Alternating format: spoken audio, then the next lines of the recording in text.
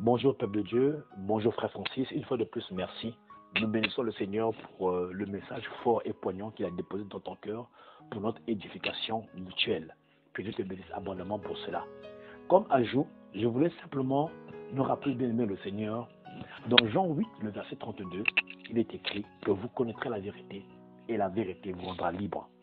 Bien aimé, ce qui nous rend libres, ce qui va nous détacher des attitudes, des comportements qui n'honorent pas Dieu, c'est lorsque Dieu va être mieux compris dans notre intelligence, mieux compris dans notre esprit. Lorsque nous allons avoir une nouvelle révélation, une révélation plus claire de Dieu, c'est à ce moment-là qu'on va mieux le servir. Tant que nous n'avons pas une révélation claire, nous servirons notre Dieu à notre manière et non pas comme Dieu attend de nous. C'est ce que notre Seigneur Jésus-Christ a dit à la femme samaritaine. Il dit à la femme samaritaine que vous ne savez pas ce que vous priez, ce que vous adorez. Parce que celle-ci lui dit, mais nos ancêtres nous ont dit que c'est sur les montagnes qu'on sert Dieu. Et vous et toi, tu nous dis que c'est dans le temple. Mais le Christ lui a dit non, l'heure vient et elle est déjà arrivée où les vrais adorateurs adoreront Dieu en esprit et en vérité. En effet, bien aimé le Seigneur, la relation de notre Dieu est assimilable à une amitié qui est évolutive dans le temps. De la même manière qu'aujourd'hui, bien aimé, chacun de nous a des relations, chacun de nous a des personnes aujourd'hui qui sont gardées dans leur vie. Par contre, il y a d'autres personnes qui sont sorties de nos vies. Pourquoi ce choix? Parce qu'il est arrivé à un moment donné, nous avons été avec des personnes qui ne partageaient plus nos valeurs, qui ne partageaient plus nos valeurs, qui ne partageaient plus nos convictions, qui ne partageaient plus ce que nous considérons. Et en fonction de cela, un jugement a été fait et ces personnes sont sorties de nos vies. La relation avec Dieu bien-aimé le Seigneur, on doit suivre Dieu dans le temps, en fonction de la manière dont il se révèle, en fonction de la manière dont il veut que nous puissions l'adorer et le suivre. Et c'est pour cela que bien-aimé le Seigneur, nous devons renouveler notre intelligence. Bien-aimé le Seigneur, nous devons aussi comprendre une chose, qu'aujourd'hui, dans notre temps, Dieu se manifeste au travers de son corps. Nous formons tous un corps. Et toi qui m'écoutes, bien-aimé, tu fais partie de ce membre de ce corps. Et Dieu demande à ce que nous soyons unis. Parce que le Dieu que nous prions est le Dieu créateur. Vous devez vous rappeler, bien-aimé, qu'un maître d'ouvrage est visible au travers de ses réalisations. Nous voyons un maître d'ouvrage au travers de ses réalisations. Nous voyons Dieu au travers de sa création. Souvenez-vous que le Christ lui-même l'a dit, lorsque vous ferez du bien à un plus petit d'entre vous, c'est à moi que vous l'avez fait. Nous devons comprendre que Dieu est visible même au travers d'un petit enfant. Nous devons comprendre comment notre Dieu veut interagir avec nous en fonction du temps et en accord avec les Saintes Écritures. Sinon, nous allons devenir des Pauls des temps modernes et nous allons combattre le Dieu que nous servons. Bien-aimés dans le Seigneur, toujours pour appuyer ce modèle de reconnaître Dieu au travers de sa création, je prends l'exemple de la plateforme, comme l'a souligné le frère Francis. Sur la plateforme, nous n'avons pas tous la même maturité. Nous ne sommes pas tous nés de nouveau le même jour. Et donc, nous n'avons pas tous le même niveau de maturité. Nous avons des bien-aimés qui commencent et qui se lancent dans l'œuvre de Christ, qui commencent à servir Dieu et qui sont encore fébriles. Ces bien-aimés-là doivent être accompagnés. Nous devons les encourager, nous devons les soutenir. Comme l'a dit le frère Francis. Parce que ce sont des membres qui aujourd'hui peuvent être faibles, mais demain ce sont des personnes qui pourront nous appuyer. Nous devons les encourager, bien-aimés dans le Seigneur. Parce que nous n'avons pas tous le même niveau de maturation. Et l'objectif, c'est de devenir comme à l'image de Christ. Christ qui s'est retrouvé seul à la croix. Tout le monde l'avait abandonné. Ses disciples, son frère, ses sœurs, tout le monde l'a abandonné. Mais il avait encore dans son cœur assez d'amour pour dire, Père, pardonne-leur de tout ce qu'ils ont fait. Ça, c'est le niveau suprême à atteindre. Mais la Bible dit que la chair est faible et l'esprit est bien disposé. Nous avons une chair qui est faible. Et cette faiblesse, nous avons besoin d'être soutenus. Nous avons besoin d'être encouragés. Nous avons besoin de recevoir. Ne soyons pas sages à nos propres yeux pour prétendre que nous n'avons pas besoin de personne. Dans nos faiblesses, nous avons besoin d'être soutenus. Alors, la Bible nous dit aussi, bien-aimé le Seigneur, ne vous étrompez pas. Ce que l'homme aura semé, il le moissonnera. Si tu veux que demain que tu sois soutenu, apprends à soutenir les autres, apprends à encourager les autres. Parce que ce que tu semas dans le champ de l'autre, c'est ce que tu as encore fait dans ton sang. Bien-aimé le Seigneur. Que Dieu nous bénisse abondamment, que Dieu nous édifie au travers du message que le frère François a apporté, de cet ajout qui a été fait, afin que nous puissions mieux comprendre Dieu, comment il évolue dans le temps, comment est-ce que nous devons le servir, et non pas par notre manque de révélation, notre ignorance, le combattre, bien-aimé le Seigneur. Que Dieu nous aide à comprendre ce mystère pour sa gloire. Que Dieu vous bénisse abondamment. Amen. Maman Galé, merci. Que Dieu te bénisse abondamment pour le témoignage et pour le partage que tu nous as donné très riche ce matin. Que Dieu te bénisse abondamment. Ce que je vais vouloir amplifier sur ce que Maman Galé nous a partagé ce matin, je voulais amplifier 3 points. Le premier point, c'est notre attitude vis-à-vis des serviteurs de Dieu. Bien-aimés, si aujourd'hui nous acceptons que nous sommes le corps de Christ, nous acceptons que nous sommes des mis à part, nous acceptons que nous sommes un peuple élu, un sacerdoce royal, les oints de Dieu, nous devons aussi accepter que Dieu a donné à son Église que tu es des serviteurs qui doivent, au travers des dons que Dieu va leur donner, en fonction de différentes grâces que Dieu leur a données, œuvrer dans ta vie pour t'aider à manifester la stature de l'être parfait qui se trouve dans ton esprit, mais qui n'est pas encore manifestée dans ta chair. Sinon, nous allons avoir la prétention d'être plus sages que Dieu, c'est-à-dire de pouvoir manifester la stature de l'être parfait par notre propre force et non pas par la force de Dieu. Souvenez-vous qu'il est écrit que c'est ni par ta force, c'est ni par ton intelligence, mais c'est par la force de mon esprit. L'Esprit de Dieu agissant où? L'Esprit de Dieu agissant au travers des serviteurs de Dieu pour ton intérêt. C'est par la force de son esprit qui agit au travers de ses serviteurs qui va manifester la statue de l'être parfait et que tu deviendras un témoin. Passons maintenant au témoignage. Comme l'a dit Maman Galé, aujourd'hui, la Bible, le Christ, lorsqu'il a envoyé, lorsque Dieu va commencer à œuvrer en toi, il va commencer au travers des enseignements, bâtir en toi la statue et commencer à manifester la statue de l'être parfait. Le témoignage doit se faire de façon progressive. La Bible, le Seigneur avait dit à ses disciples que vous allez partir de Jérusalem, vous allez en Judée, en Samarie et jusqu'aux extrémités de la terre. Le témoignage doit commencer au niveau de Jérusalem, c'est-à-dire au niveau de ton environnement qui est proche. Tu ne peux pas être saint au niveau de ton église et être un païen pour les personnes qui vivent dans la même maison que toi. Bien aimé dans le Seigneur, ce n'est pas la vie chrétienne. Nous devons commencer à Jérusalem. Il faut que le témoignage commence à Jérusalem.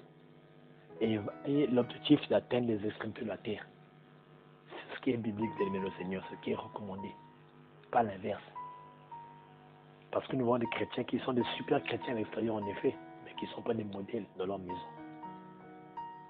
Et la troisième chose, c'est que aujourd'hui, dans le corps de Christ, comme a dit Maman Galé, il y a des personnes qui aujourd'hui qui peuvent constituer des David. David était celui qui avait un amour responsable. David est celui qui a pris ses responsabilités devant Goliath pour combattre le géant pour le bénéfice de tout le peuple. Aujourd'hui, il y a des chrétiens qui sont prêts à affronter les Goliaths des autres pour que aujourd'hui tu puisses avancer. Mais aujourd'hui, il y a des fois que les gens ne reconnaîtront pas en toi le David qui veut combattre leur Goliath pour qu'eux puissent évoluer. Mais ils vont chercher à te combattre. Ils vont chercher à te mettre les pas dans les roues. Ils ne reconnaîtront pas tes efforts. Mais la Bible nous dit dans Hébreux 12, le verset 14, recherchez la paix avec tous. Si Dieu dit rechercher, ça veut dire qu'il ne sera pas toujours évident d'être en paix avec tout le monde. Tout le monde ne reconnaîtra pas ta bonté. Tout le monde ne reconnaîtra pas tes efforts. Tout le monde ne reconnaîtra pas. Regardez même le Christ, le Fils de Dieu vivant, l'amour de Dieu manifesté.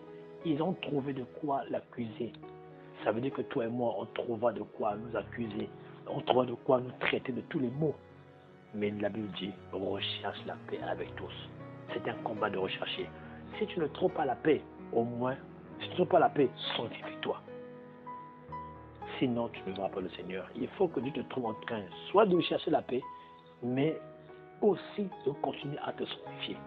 La sanctification te redonnera la force de puiser en Dieu l'amour, la force pour repartir à nouveau, combattre les Goliaths des autres. Rappelez-vous que David a dû combattre d'abord l'ours, le lion, dans le lieu secret, et après Dieu a levé le Goliath.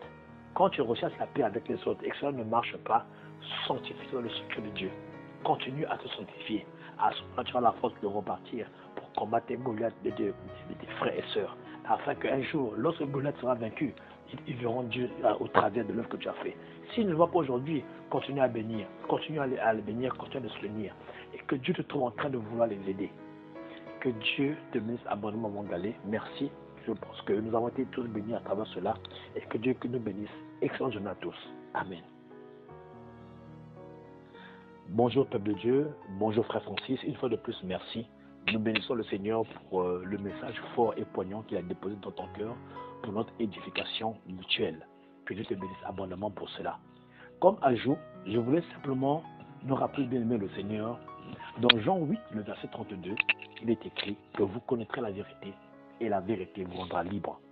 Bien aimé, ce qui nous rend libres, ce qui va nous détacher des attitudes, des comportements qui n'honorent pas Dieu, c'est lorsque Dieu va être mieux compris dans notre intelligence, mieux compris dans notre esprit. Lorsque nous allons avoir une nouvelle révélation, une révélation plus claire de Dieu, c'est à ce moment-là qu'on va mieux le servir. Tant que nous n'avons pas une révélation claire, nous servirons notre Dieu à notre manière et non pas comme Dieu attend de nous. C'est ce que notre Seigneur Jésus-Christ a dit à la femme samaritaine. Il dit à la femme samaritaine que vous ne savez pas ce que vous priez, ce que vous adorez. Parce que celle-ci lui dit, mais nos ancêtres nous ont dit que c'est sur les montagnes qu'on sert Dieu.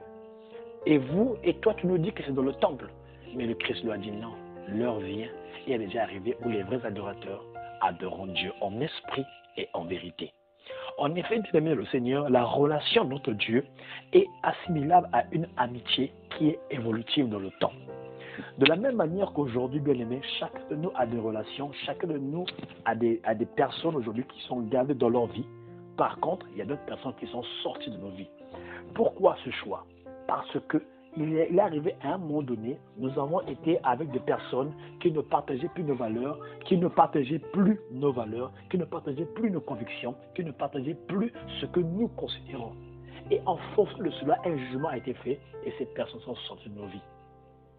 La relation avec Dieu bien-aimé le Seigneur, on doit suivre Dieu dans le temps, en fonction de la manière dont il se révèle, en fonction de la manière dont il veut que nous puissions l'adorer et le suivre.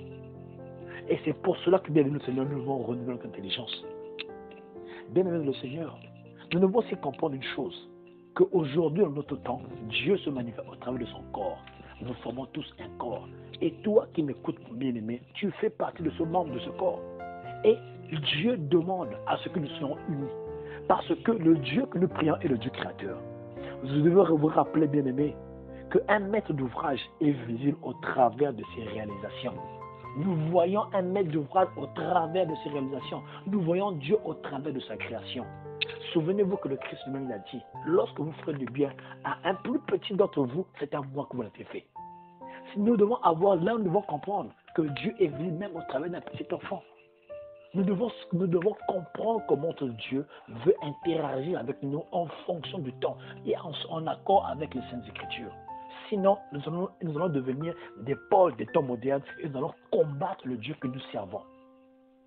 Bien-aimés de le Seigneur, toujours pour appuyer ce modèle de reconnaître Dieu au travers de sa création, je prends l'exemple de la plateforme, comme l'a suivi le frère Francis. Sur la plateforme, nous n'avons pas tous la même maturité. Nous ne sommes pas tous nés de nouveau le même jour. Et donc, nous n'avons pas tous le même niveau de maturité. Nous avons des bien-aimés qui commencent et qui se lancent dans l'œuvre de Christ, qui commencent à servir Dieu et qui sont encore fébriles. Ces bien-aimés-là doivent être accompagnés. Nous devons les encourager, nous devons les soutenir. Comme l'a dit le frère Francis.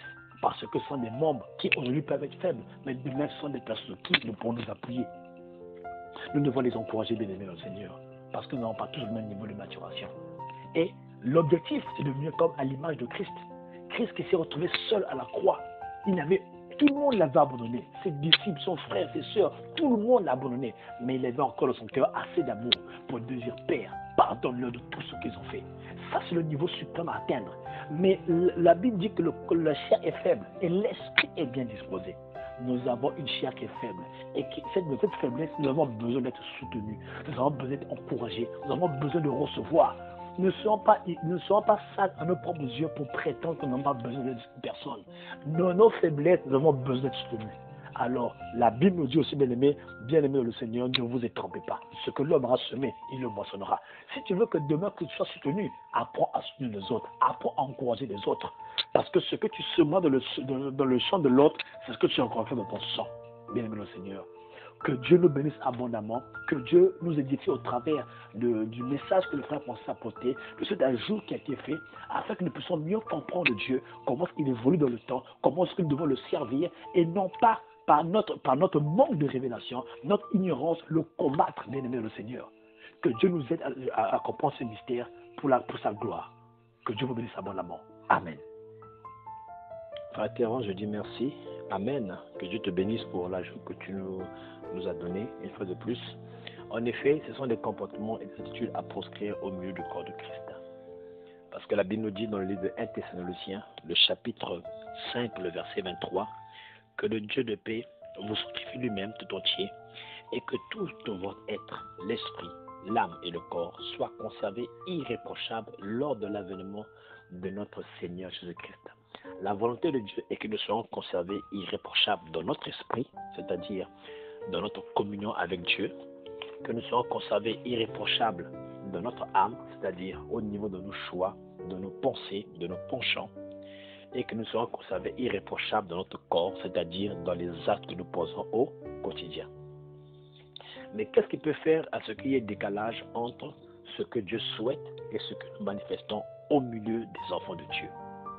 Bien aimé, l'une des raisons que je peux évoquer, c'est l'authenticité de notre nouvelle naissance.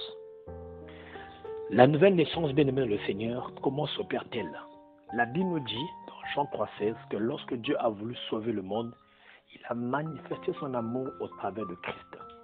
Et que quiconque, par la foi, réussirait à saisir l'amour de Dieu manifesté en Christ, c'est à ce moment-là que cet amour-là va lui donner le pouvoir de devenir enfant de Dieu. Et donc, nous devenons enfants de Dieu lorsque nous saisissons l'amour de Dieu qui a été manifesté. Lorsque nous pouvons saisir l'amour de Dieu, quel que soit le moyen par lequel Dieu opérera, si nous pouvons saisir l'amour de Dieu par la foi, à ce moment-là, nous allons expérimenter la nouvelle naissance. Et une fois que nous allons expérimenter la nouvelle naissance, nous n'allons pas faire ce que décrit l'apôtre Paul dans 2 Timothée 3, le verset 5, où nous voyons, où il est écrit, ayant l'apparence de piété, mais reniant ce qui en fait la force. Si nous avons réellement expérimenté la nouvelle naissance en saisissant l'amour de Dieu par la foi, nous n'allons pas renier ce qui fait la force de la vie chrétienne. Au contraire, nous allons conserver cet amour-là. C'est l'amour de Dieu qui sera notre force et qui va faire que, quelles que soient les adversités, quels que soient les challenges, quels que soient les défis, l'amour de Dieu nous donnera la force de continuer à avancer. C'est parce qu'on est rentré par la porte qui est Christ. Et nous avons saisi, nous avons eu une nouvelle naissance authentique. Et ce qui fait que nous n'allons pas renier ce qui en fait la force, mais nous allons nous appuyer sur l'amour de Dieu pour maintenant manifester les œuvres qui vont prouver notre maturité. Parce que un amour véritable est un amour qui est responsable. Nous allons respecter l'amour de Dieu. Nous allons nous battre pour servir ce Dieu avec toute honnêteté, avec sainteté, avec pureté et avec force. Par contre, si nous n'avons pas expérimenté la nouvelle naissance convenablement et que nous renions l'amour de Dieu qui constitue la force de la vie chrétienne, nous allons nous abreuver par des messages sur le développement personnel, sur le royaume des cieux, la richesse. Et à ce moment-là, nous n'allons pas nous allons renier ainsi ce qui fait la force de la vie chrétienne. Ce qui va faire que dans le naturel, nous allons être son éternel enfant. Ce que décrit Galates 4, le verset 1. Que l'héritier, aussi longtemps qu'il reste enfant, c'est-à-dire aussi longtemps qu'il ne saisira pas l'amour de Dieu, aussi longtemps qu'il va renier ce qui fait la force de la vie chrétienne, mais il demeurera un enfant. Et il ne pourra pas, il va vouloir être le seul de la terre, mais il ne pourra pas. Il va vouloir être la lumière du monde, il ne le pourra pas. Il va vouloir être un témoin, mais il ne le pourra pas. Pourquoi? Parce qu'il a renié le message d'amour. Bien aimé le Seigneur, mon témoignage personnel. Lorsque le Seigneur m'a rencontré, oh Dieu est merveilleux, au travers d'un homme de Dieu, cet homme de Dieu m'a dit un jour, le Seigneur te parle, mais tu ne l'écoutes pas. Il te parle, mais tu ne l'écoutes pas. Et je ne comprenais pas ce message. Et c'est aujourd'hui, bien aimé le Seigneur, par la grâce de Dieu, je comprends qu'est-ce qu'il voulait me dire ce jour-là. C'est qu'aujourd'hui, j'écoutais Dieu a plusieurs langages à travers la Bible. Dieu parle à toutes les couches. à ceux qui sont découragés, à ceux qui veulent être encouragés, à ceux qui pleurent, à ceux qui sont... Dieu parle à toute sa création en fonction du niveau émotionnel lequel nous trouvons. Mais le langage qui nous fait naître de nouveau, c'est le langage de l'amour de Dieu. Et les autres types de langage qui peuvent venir pour fortifier, pour t'orienter, pour t'encourager, viennent s'appuyer sur le message d'amour.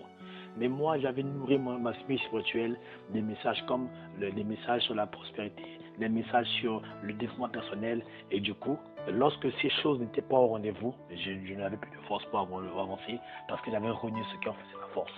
Bien-aimé le Seigneur, que Dieu nous aide à comprendre que la base de la vie chrétienne, c'est l'amour de Dieu. Que nous devons la conserver pour devenir des véritables chrétiens. Que Dieu vous bénisse abondamment et qu'il vous fortifie.